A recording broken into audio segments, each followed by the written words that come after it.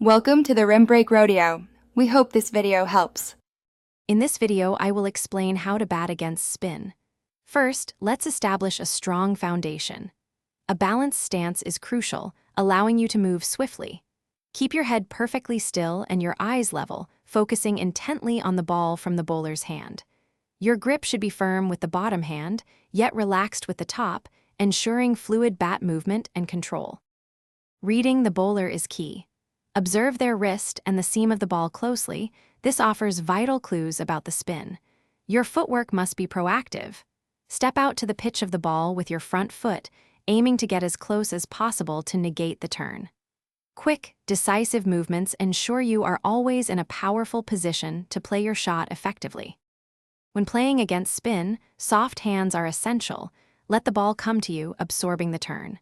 For fuller deliveries, look to drive through the covers or straight down the ground, hitting with the spin. If defending, ensure your bat is straight and presents its full face to the ball, minimizing edges. This approach helps you control the ball and score runs safely. Consistent practice against diverse spin bowlers is invaluable for improving your recognition skills. Develop a clear game plan for each type of spin, understanding their variations. Mentally, patience is a virtue. Wait for the right ball to attack.